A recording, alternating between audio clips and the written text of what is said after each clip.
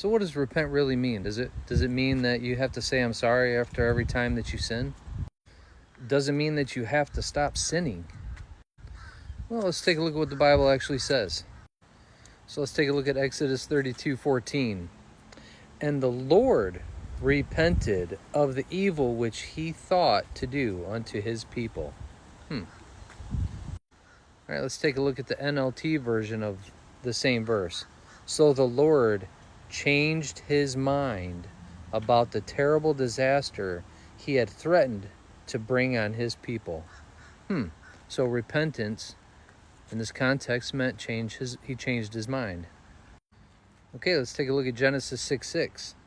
And it repented the Lord that he made man on the earth, and it grieved him to his heart.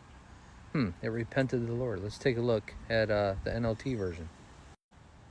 So the Lord was sorry he had ever made them and put them on the earth. It broke his heart. So it repented the Lord, which it meant that the Lord was sorry. He was sorry. Okay. All right, let's take a look at Jonah 3:10. And God saw their works, that they turned from their evil way, and God repented of the evil that he had said that he would do unto them, and he did it not. So God repented of that. So we see here in the NLT translation, it says, when God saw what they had done and how they had put a stop to their evil ways, he changed his mind. He repented. He changed his mind and did not carry out the destruction that he had threatened. Okay, so yeah, I think we're starting to see here what the word repent actually means. It means to change. He changed his mind. Okay. So when we repent of our sins, it means that we have a change of mind about sin. The first sin that we repent from is from unbelief to belief. Unbelief in Jesus Christ and his finished work on the cross, to belief in Jesus Christ and that his finished work on the cross is enough to save us. That's the first repentance. Going forward, we repent of our sins because now we have a new nature. So we no longer, we recognize what sin is now. Well, let's take a look at what a repentant heart actually is. Let's look at Paul here in Romans chapter 7, verse 15.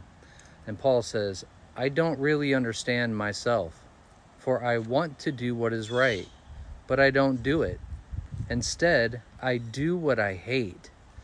But if I know that what I'm doing is wrong, this shows that I agree that the law is good. So I'm not the one doing wrong. It is the sin living in me that does it. All right, let's continue. All right, starting at verse 18, Paul says, and I know that nothing good lives in me, that is, in my sinful nature. I want to do what is right, but I can't. I want to do what is good, but I don't. I don't want to do what is wrong, but I do it anyway. But if I do what I don't want to do, I'm not really the one doing wrong. It is the sin living in me that does it. All right, let's continue. All right, starting at verse 21, he says, I have discovered this principle of life, that when I want to do what is right, I inevitably do what is wrong. I love God's law with all my heart. But there is another power within me that is at war with my mind. This power makes me a slave to the sin that is still within me. Oh, what a miserable person I am. Who will free me from this life that is dominated by sin and death? Well, let's see what the answer to that is. Starting at verse 25, thank God. The answer is in Jesus Christ our Lord. So you see how it is. In my mind, I really want to obey God's law, but because of my sinful nature, I am a slave to sin. Okay, so what we see here is a very clear change of mind. He has a change of mind about his sin.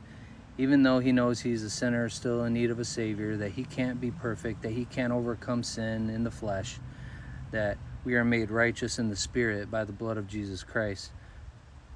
That the fact that he doesn't want to do those things and he loves God's law, that shows that he has a repentant heart.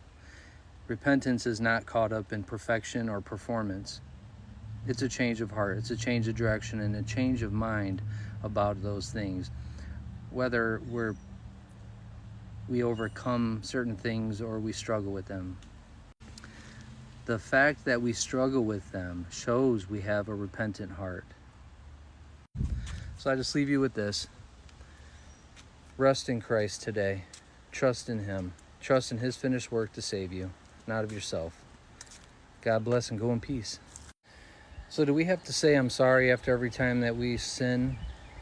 Now, confession is good, absolutely. Do we have to ask for forgiveness every time we sin? No, we don't. We've been forgiven once for all time when Jesus Christ died on the cross for our sins, shedding his blood. When we pray, we confess our sins to the Lord because we're asking him to change our desires, to change our heart, to remove that sin from us.